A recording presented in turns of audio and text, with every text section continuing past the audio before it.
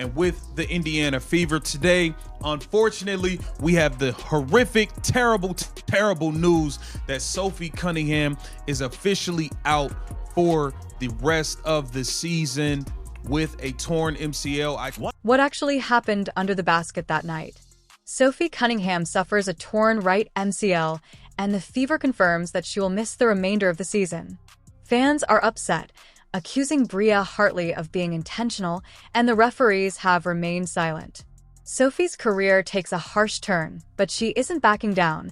She is speaking out and not holding back, directing her words at haters and the league itself. What did Sophie actually say that made everyone so enraged? If you're rooting for Sophie, then leave a comment for Sophie. The hits just keep coming for the Indiana Fever. Not unexpected that Sophie Cunningham ruled out for the season, but devastating nonetheless as the injuries just continue to pile up. Of course, Sydney Colson already out for the season, Ari McDonald out for the season, and now Sophie Cunningham out for the season. That's with Caitlin Clark still out and having been out for much of the season. It wasn't a subtle moment that tore through the Fever season. Bria Hartley struck Sophie Cunningham's right leg with a strong drive to the rim during the second quarter against the Connecticut Sun, losing her balance. The arena grew quiet as Cunningham collapsed on the ground, gripping her knee in pain. The faces on the Fever bench told you everything, and teammates hurried over right away. This knock wasn't your usual one. Listen, Sophie Cunningham was targeted, y'all. I'm telling you right now, Sophie Cunningham was targeted by Bria Hartley, and it just is what it is. It is what it is. I don't want to sit here and play games and act like, you know, she wasn't. She was targeted by Bria Hartley, and that's just the fact of the matter. And people can act like it's not all they want. I told you guys this girl was a dirty player. And that's all she did today was show how dirty she is. Hartley was seen on camera smiling a few seconds later. Fans questioned how a player could respond in such a way when another had just suffered such a catastrophic injury, and that frame went viral on social media. Viewers filled in the blanks themselves, and many felt the grin seemed more like satisfaction than shock. The outcry was sparked by that picture as much as by the actual fall. Now look, you can tell Bria Hartley, in my opinion, she launched herself into her knee. She did. And I've seen some of the reaction online. And guys, it's despicable. It really is. There's a lot of people celebrating this injury. And guess what? You can imagine who it is. It's members of the old WNBA fandom, the ones that root for Paige Beckers and Angel Reese and Asia Wilson and all the usual damn suspects. In the meantime, the government took a decision that only fueled the flames. No flagrant call, no upgrade, no formal review. The match proceeded as though Cunningham hadn't just had what ended up being a season-ending injury. MCL. Sophie announcing her being out with an MCL tear, which, by the way, the MCL tear, relatively speaking, is good news because it's not an ACL tear. She's not out for like a year or anything, but she's out for the rest of this year. And they're going to miss her toughness. They're going to miss her shooting. They're going to miss her playmaking to a degree. There was more than one play involved. Supporters soon identified a more serious problem that had been accumulating for years. Risky collisions are ignored and physical plays are allowed to continue until someone is wounded. Furthermore, this wasn't Hartley's season's first flashpoint. When taken as a whole, such episodes gave the events against the Fever the appearance of being part of a worrying pattern rather than an isolated accident. Additionally, Hartley wasn't the only target of the response. The officiating and the extended leadership at the league office under Commissioner Kathy Engelberg were directly blamed by the fans. The claim that WNBA officials rely too much on was not new, permitting them to compete, so exposing sportsmen to needless risk. Cunningham's injury turned into the ideal circumstance. The most recent agonizing example that critics who have been hoping for change have used. This is terrible. You don't want to see anybody go out, especially with an injury. And Sophie Cunningham has been kind of like the heartbeat of this team with Caitlin Clark being out. She's like the first player we actually seen come out and stand up for Caitlin Clark and have her back. So this definitely sucks. And beyond her having Caitlin Clark back, her play on the floor. The price couldn't have been higher for Sophie. Her season was declared over a day later when the exam revealed what everyone had feared, a torn right MCL. After fighting her way up to become one of Indiana's most significant players, she was quickly removed from the game on a play that has since been repeatedly rerun on all platforms. There were further injuries from the collision. It grew to represent more serious problems that supporters believe the league is overlooking. This has been an injury-riddled season for the team and Sophie Cunningham. You got to remember she had that ankle injury, which is why she's wearing an ankle brace in the game. She had that in the beginning of the season. She was dealing with an injury. She fought back, came off the bench, got into the starting lineup, and she started lighting it up for us. She was knocking down the threes. She was bringing that energy, and us fans wanted her to get more shots, and we were upset at the fact that she's standing around wide open looking for the ball, and she's just not getting the ball on a lot of these possessions. Sophie's voices weren't the first ones heard by the public in the days following the injury. Her relatives moved swiftly in her place while she remained silent and attempted to comprehend what had transpired. Lindsay, her sister, issued a direct attack on the WNBA, criticizing the officiating and pointing out that the organization seems more concerned with attracting players than with keeping them safe. Since supporters had already been urging referees to be more consistent, the criticism came as a shock. Here, the same annoyance was echoed by the players' own relatives. In a since-deleted tweet, their mother Paula added fuel by calling Hartley irresponsible and uncontrollable and implying that this wasn't the first time she had gone too far. Those posts provided readers with an honest depiction of the intensity of the feelings inside Sophie's circle, and they immediately put pressure on the league leadership and authorities. This injury happened, and Sophie Cunningham's sister was none too happy about it and slammed the WNBA. Maybe you should focus less on finding players for commenting on your poor officiating and more about hiring officials that are able to call a consistent game and protect your athletes. It's pathetic. Praying for you, Sophie. That's Lindsay. That's her sister. Well, her sister made this comment, and it brought out the scumbags. Sophie's tone changed significantly when she eventually decided to speak. She described the play on her show as she perceived it, unfortunate, but not malevolent. She acknowledged that she was at the wrong place at the wrong time and stated that she thought it was just a bad basketball play. Sophie went one step further and emphasized her unwavering affection for Hartley, stating that the two were close friends and that she hoped fans would stop disparaging him. Nearly as much as the incident itself, people were taken aback by the calm, collected reaction. It countered the narrative fans had created online by demonstrating composure and perspective from someone who was sidelined for the whole season.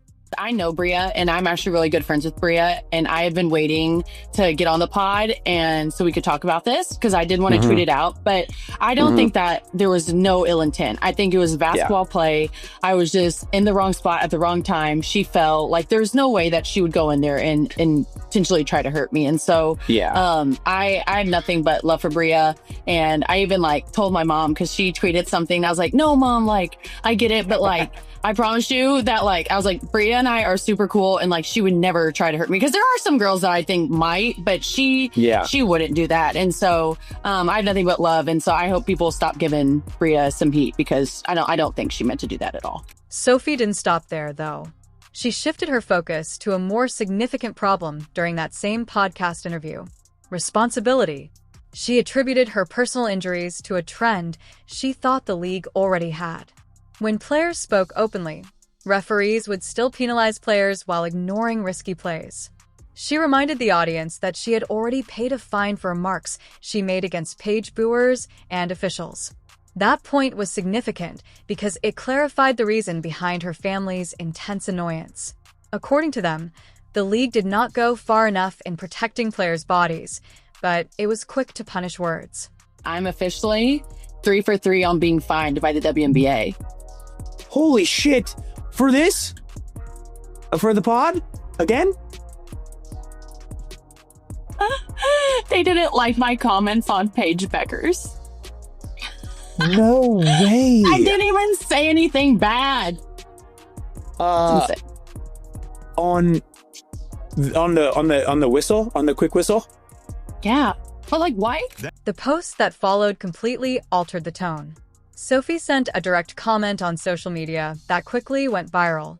"Don't bite off more than you can chew" is a phrase that some of us were taught as children. Additionally, some of us chose not to investigate. It wasn't long, director, and a very different vibe from what she said in her podcast. If her other statements were composed, this one was fiery. Supporters saw it as a rallying cry, a proclamation that she was unbreakable and would not give up. It put her back at the forefront of the discussion and harnessed the defiance that her fans adore. Well, you come at Sophie's sister, you come at Sophie. And Sophie saw this comment, and bless her heart, she answered it. She answered it.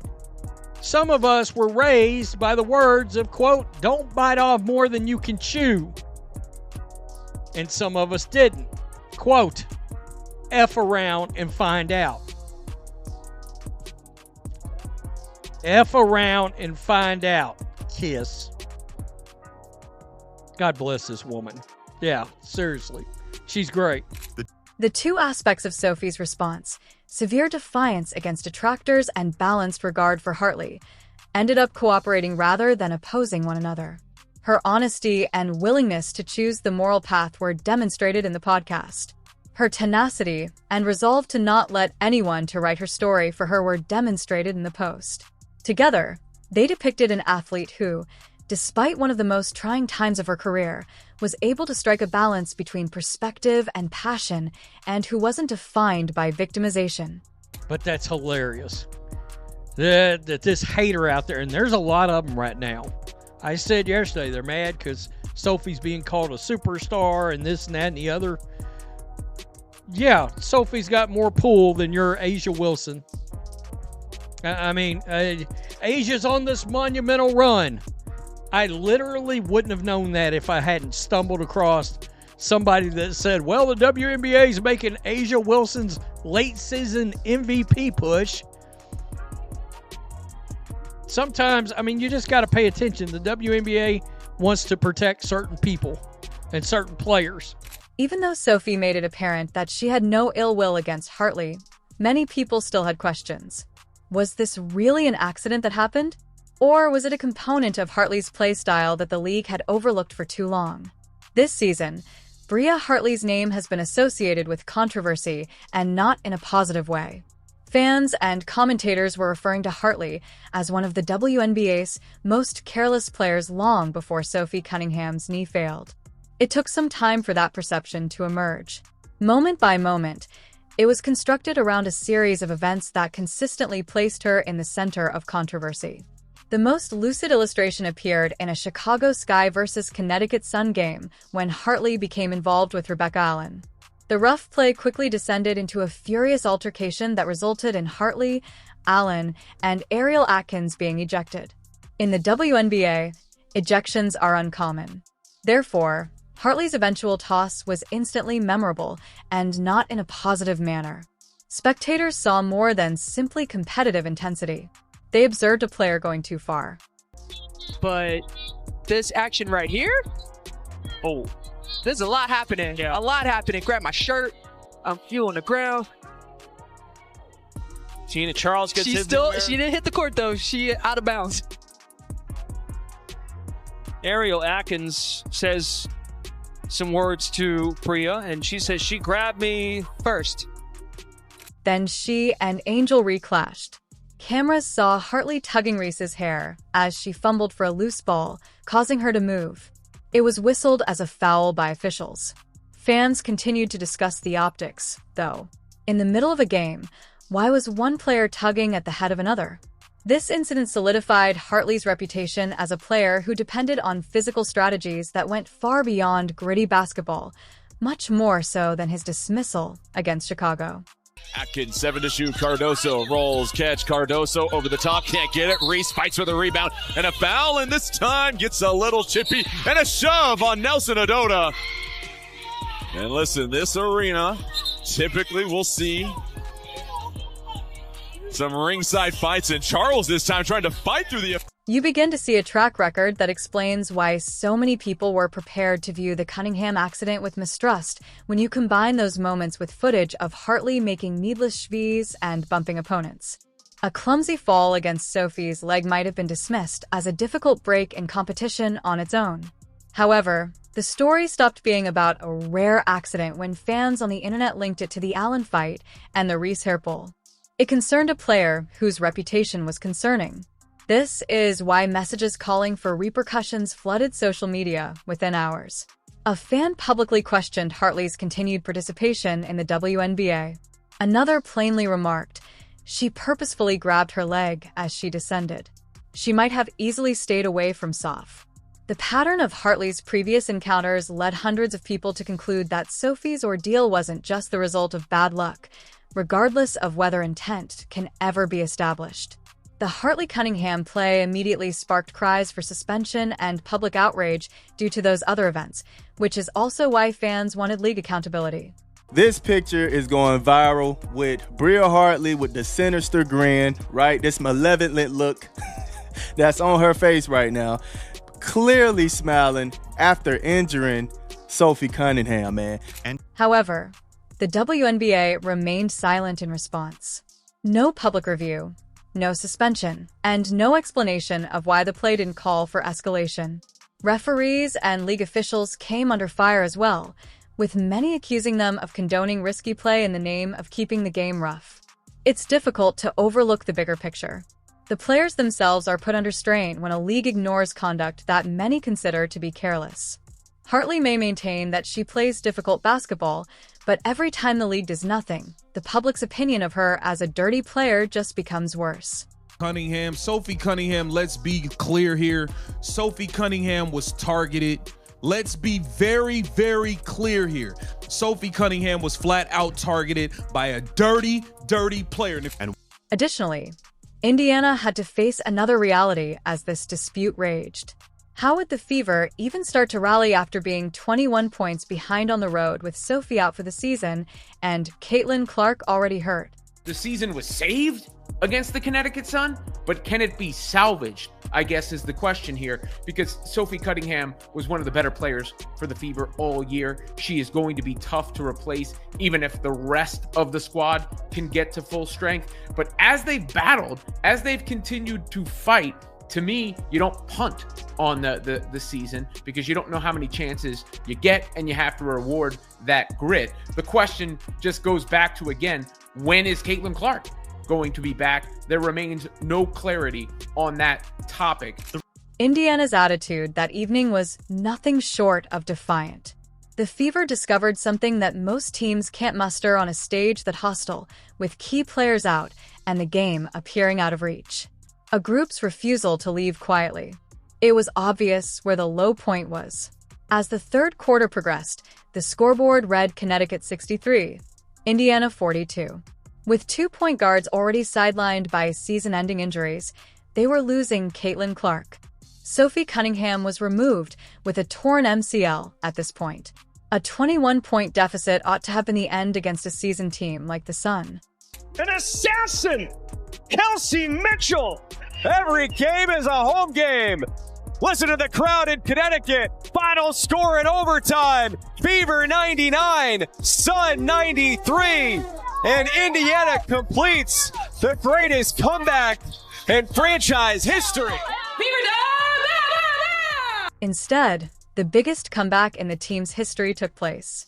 It all began with Kelsey Mitchell, who gave what was likely her greatest performance to date. Her final score of 38 points, 34 of which came after halftime, is so ridiculous that it seems like a game's worth of scoring crammed into 2 quarters and overtime.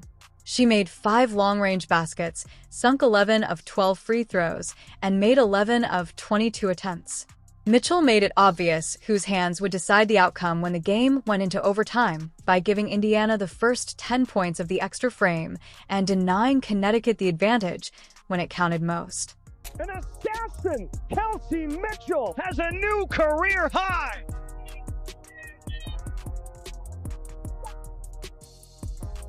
Backdoor Mitchell, bouncing in the paint for two.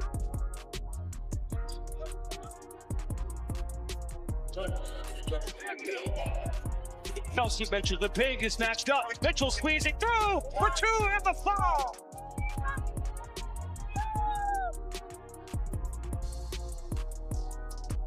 Fouls on the other end. It's Mitchell launching it. However, a single player is never the key to comebacks like this. With a solid double-double of 14 points and 13 rebounds, Aaliyah Boston ensured that Indiana never gave up the paint against Tina Charles and company. She was joined by Natasha Howard, who scored 18 points and pulled down 9 rebounds while playing aggressively on both ends to keep the Sun under pressure. Mitchell's peripheral genius was made possible by their combined presence, which stabilized the Fever at the center. It's another double-double for Aaliyah Boston. Boston will fire a three. It's in. Close to the putback. Push the foul. Oh, look at Boston just muscle her way into Charles and lay it in. Boston deep position. Boston pretty spin. Back to Boston. Who ties the game? Boston now with her 15th double-double of the year. That's a new Fever franchise record. Additionally, role players ensured that the effort wasn't squandered when the game reached its tipping point. With 44 seconds remaining in overtime, Lexi Hall made a corner three to give Indiana the lead for good, perhaps the most significant play outside of Mitchell's takeover. It was a shot that doesn't often make headlines, but without it, the comeback wouldn't be as dramatic. Connecticut's surge was stalled by defensive stops made late in the fourth by players like Hull and Bria Turner. Each item gives Mitchell additional space to complete the task. Shot clock down to 6 for the Fever. Turner, up fade. Turner kicks it. Hull three-pointer. Bottom! Indiana's just... Their coach was aware of the magnitude. Following that, Stephanie White's pride was evident in everything she said. She claimed that her group possessed an intangible quality. They have a resilience that enabled them to persevere when most teams falter. Coach wasn't speaking. It was a sincere acknowledgement of perseverance from a roster that had gone beyond its bounds. Despite the happiness of that return, the night also brought to light a harsh reality. For Indiana, Sophie's injury was more than just a setback. It brought to light a more serious problem that players and supporters have been yelling about throughout the season, and one the league cannot continue to overlook. I'm so proud of you. We're proud of you too. We're proud of you. I'm so proud of you guys. I know that sometimes it sounds like just a word when we talk about being resilient, but it's not, man. It's how we live. Yeah. It's how y'all live, and it's a tribute to you. It's a tribute to your connectedness, your togetherness, your toughness, your mindset. You never give up gritty attitudes. Like, that's what it takes. That's what it takes. And not only is Sophie Cunningham's ruptured MCL a difficult break, it draws attention to a trend of uneven refereeing and sluggish enforcement that exists throughout the league. No upgrade, no flagrant call, and no announcement of immediate disciplinary action were made during the play itself. Under Commissioner Kathy Angelbert's direction, fans perceive inaction during times like those as top-level neglect. That is exactly what Sophie's family and supporters are requesting. To safeguard players in the future, prompt clarification, an impartial assessment, and more precise officiating guidelines are required. According to Stephanie White, her team have an innate quality that cannot be taught. And against Connecticut, Indiana demonstrated it. Even without the Fever's tenacity was evident, Sophie and Caitlin. Additionally, Sophie's own vehement remarks on the internet demonstrate that she will continue to speak out in this battle as she heals. Please leave a supportive comment for Sophie if you agree. Turn on all notifications, like, and subscribe to ensure you don't miss anything. After you click the video on the screen, we'll talk in the next.